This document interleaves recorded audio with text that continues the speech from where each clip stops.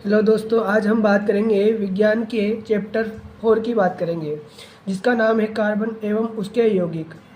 हम इसके old and previous board जो पेपर में आए हुए क्वेश्चन हैं उनकी बात करते हैं। तो हम सबसे पहले ये देख लेते हैं कि इसमें जो मार्क्स है, तो ये जो लेसन है ये 7 नंबर का लेसन है।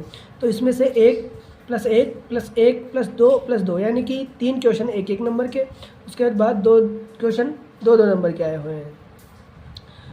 तो हम बात करते हैं सबसे पहले 2013 के क्वेश्चन की। तो देखो, जो 2013 में क्वेश्चन आया हुआ है उस समय 5 नंबर का जो क्वेश्चन आया हुआ था।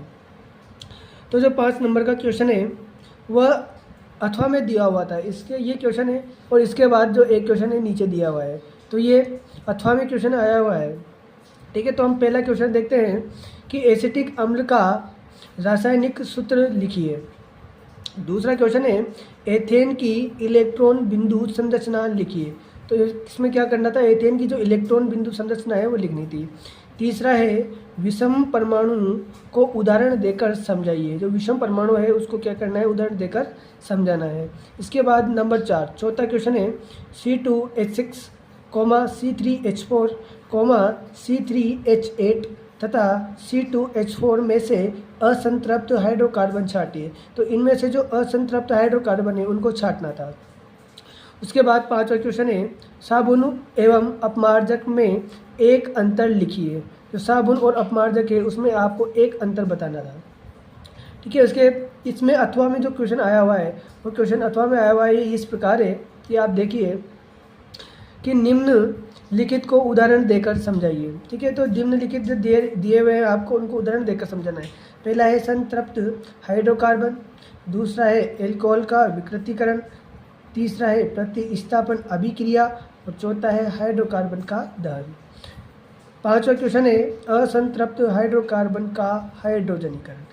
ये क्वेश्चन है, ये भी 2013 का ही क्वेश्चन है और ये अथवा में आया हुआ क्वेश्चन है। ठीक है, तो अब इसके बाद हम बात करते हैं 2014 के क्वेश्चन की। तो 2014 में किस प्रकार के क्वेश्चन आए हुए हैं। 2014 में भी 5 नंबर का क्वेश्चन आया हुआ था। ठीक है, तो ये आप देख सकते हैं, तो 5 नंबर का क्वेश्चन ही आया हुआ है और ये भी अथवा में क्वेश्चन आया हुआ है। तो आप ये देख सकते हैं 5 नंबर का क्वेश्चन है, ये अथवा में आया हुआ क्वेश्चन है। तो इसमें पहला क्वेश्चन है असहसंयोजी बंध किसे कहते हैं। ठीक है, तो इसमें आपको परिभाषा लिखनी थी कि सहसंयोजी बंध किसे कहते हैं। ठीक है, इसकी परिभाषा देनी थी। इसके बाद है मेथेन तथा एथीन की इलेक्ट्रॉन बिंदु संरचना बताइए। ठीक है, तो मेथेन तथा एथीन दोनों की क्या करना है, आपको इलेक्ट्रॉन बिंदु संरचना बतानी थी। स है निम्न को उदाहरण देकर समझाइए। निम्न में क्या क्या है, पहला है संकलन अभिक्रिया, जो संकलन अभिक्रिया है वो लिखनी थी। उसके बाद दूसरी है प्रतिस्थापन अभिक्रिया। ठीक है, और इनके क्या क्या लिखने थे, उदाहरण भी लिखने थे साथ में। अथवा में जो क्वेश्चन आया हुआ है इसमें ये इस प्रकार है। अथवा में क्वेश्चन आया हुआ है कि क्वेश्चन है एथेनॉल के निर्जलीकरण का समीकरण लिखिए। जो एथेनॉल है उसका निर्जलीकरण किस प्रकार होता है, उसकी क्या लिखनी है, समीकरण लिखनी है तथा निर्जलीकारक का नाम लिखिए। और इसमें जो निर्जलीकरण के दौरान निर्जलीकारक काम में आता है उस निर्जलीकारक का आपको नाम भी बताना था। दूसरा है कि निम्न यौगिकों की सही श्रेणी पहचानिए। ठीक है, आपको क्या करना है, जो निम्न यौगिक दिए हुए हैं उनकी श्रेणी पहचानिए, यानी कि आपको इनको मिलान करना है। ठीक है, पहला है एथेन। एथेन में आपको इसमें चारों में से कौन सा ऑप्शन है वो आपको इससे मिलान करना है। ठीक है, बेंजीन है। ठीक है, तो बेंजीन में भी आपको इनसे मिलान करना है। तीसरा हेक्सेन है और चौथा मेथिल एल्कोहल है।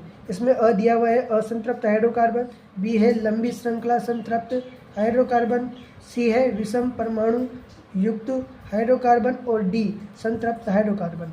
आपको बस इनमें जो यौगिक दिए हुए हैं इन यौगिकों को आप इस श्रेणी से मिलान करना है कि जो यौगिक है वो किस किस श्रेणी के हैं। फिर देखिए स क्वेश्चन में है साबुन के अणु की संरचना बताइए। ठीक है, तो आपको क्या करना है, जो साबुन की अणु है उसकी संरचना के बारे में बताना है, तो आपको उसकी संरचना लिखनी है। ठीक है, 2015 में देखो क्या कौन से क्वेश्चन, 2015 में भी 5 नंबर का क्वेश्चन आया हुआ है, वही अथवा में क्वेश्चन आया हुआ है। तो पहला इसका देखते हैं समजातीय श्रेणी के 3 गुण लिखिए। जो समजातीय श्रेणी है उसके 3 गुण क्या है, उन गुणों को आपको लिखना है। दूसरी बात करें ब की, निम्नलिखित में से एल्कीन एवं एल्काइन की पहचान कीजिए। तो एल्कीन और एल्काइन कौन से हैं, इनमें आपको पहचान करनी है। पहला है C2H6, दूसरा है C3H4, तीसरा है C3H6, चौथा है C3H8। तो आपको इनमें से क्या करना है, एल्कीन और एल्काइन की पहचान करनी कि कौन से एल्कीन है और कौन से एल्काइन है। बात करें अगला एथीन की इलेक्ट्रॉन बिंदु संरचना। ठीक है, इलेक्ट्रॉन की क्या करना है आपको, एथीन की क्या करना है, इलेक्ट्रॉन बिंदु संरचना लिखनी है। इसके बाद अथवा में जो क्वेश्चन आया हुआ है उसके इस प्रकार है। देखो, कार्बन के 2 विशिष्ट लक्षण लिखिए। कार्बन के जो विशिष्ट लक्षण है, किसके क्या क्या लक्षण है वो आपको लिखने हैं। इसके बाद है इनके जिनके कारण वह बड़ी संख्या में यौगिक बनाता है। कार्बनिक यौगिकों में आबंध की प्रकृति लिखिए। ठीक है, तो आपको क्या करना है, इसके साथ ही कार्बनिक जो यौगिक है उनमें आबंध की प्रकृति बतानी है कि ये किस प्रकार यौगिकों का निर्माण करता है और आबंध बनाता है, यानी कि बंध बनाता है। वह एथीन के 2 उत्तरोत्तर सदस्यों के नाम लिखिए। जो एथेन है, तो एथेन के क्या करना है, 2 उत्तरोत्तर सदस्यों। ठीक है, उत्तरोत्तर मतलब एक के बाद एक जो सदस्य आएंगे, पहला कौन सा आएगा, उसके बाद दूसरा कौन सा आएगा, इस प्रकार आपको कितने सदस्य, केवल 2 सदस्य लिखने हैं। उसके बाद है अगला क्वेश्चन है, एथेन की इलेक्ट्रॉन बिंदु संरचना बनाइए। ठीक है, एथेन की जो इलेक्ट्रॉन बिंदु संरचना है वो ये आपको बतानी है कि इसकी संरचना कैसे बनाई जा सकती है। तो आप इसकी संरचना बना सकते हैं, किसकी, एथेन की, वो भी इलेक्ट्रॉन बिंदु वाली।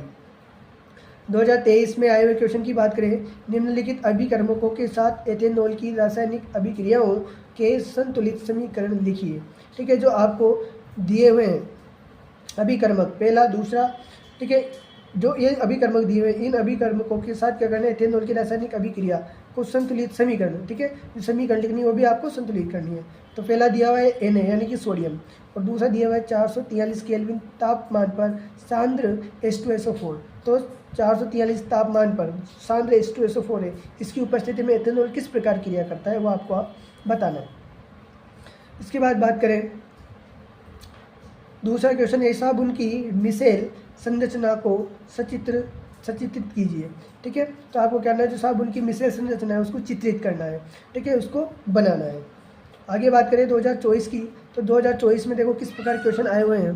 तो 2024 में आए हुए क्वेश्चन की बात करें, पहला क्वेश्चन, कीटोन में उपस्थित प्रकार्यात्मक समूह है। ठीक है, जो इस साल क्वेश्चन आया है उसमें पहला क्वेश्चन ये है कि कीटोन में उपस्थित प्रकार्यात्मक, कीटोन में कौन सा समूह पाया जाता है। ठीक है, तो ये तो OH दे रखा है, एक C डबल बॉन्ड O दे रखा है, एक C डबल बॉन्ड OH दे रखा है, एक C डबल बॉन्ड OH दे रखा है। तो आपको इन चारों में से बताना है कि कौन सा इसमें समूह है। ठीक है, कीटोन में। अगला क्वेश्चन है, C3H8 अणु में उपस्थित सहसंयोजक आबंधों की संख्या खाली स्थान है। ठीक है, तो जो आपको खाली स्थान दिया हुआ है, इस खाली स्थान में आपको क्या करना है कि जो C3H8 है, इस C3H8 में कितने सहसंयोजक आबंध होंगे, ठीक है, उनकी संख्या बतानी है। इसके बाद बात करें CH3 single bond C triple bond CH का नाम लिखिए, जो इसका नाम है। ठीक है, तो इसका जो आपको UPSC नाम है वो लिखना है। ठीक है, अगली बात करें, जो अगला क्वेश्चन है वो अगला क्वेश्चन इस प्रकार है, जल की उपस्थिति में, ठीक है, जल की उपस्थिति में मैले कपड़े पर, ठीक है, जल की उपस्थिति में मैले कपड़े पर साबुन लगाने पर कपड़ा साफ क्यों हो जाता है, कारण लिखिए। ठीक है, तो आपको क्या करना है, जो जल की उपस्थिति में मैले कपड़े पर साबुन लगाने पर जो कपड़ा साफ होता है उसकी प्रक्रिया समझानी है। ठीक है, तो मिसेल निर्माण करके जो साबुन कपड़ों को साफ करता है, तो वो प्रक्रिया है, वो प्रक्रिया आपको समझानी है। अगली बात करें, अगला क्वेश्चन, एथीन अणु की इलेक्ट्रॉन बिंदु संरचना को सचित्रित कीजिए। ठीक है, तो आपको जो क्या करना है, जो एथीन की इलेक्ट्रॉन बिंदु संरचना है, तो उस इलेक्ट्रॉन बिंदु संरचना को आपको चित्रित करना है, यानी कि आपको संरचना बनानी है। ठीक है, तो ये आपके 2013 से लेकर 2024 तक जो NCERT में आए हुए क्वेश्चन है, वो क्वेश्चन है, तो आप इनको ज़रूर नोट कर लीजिएगा। और मैं आशा करता हूँ कि आप अगर इन क्वेश्चनों को कंप्लीट कर लेते हैं तो 2025 में इन्हीं क्वेश्चनों में से आपको क्वेश्चन मिल जाएगा।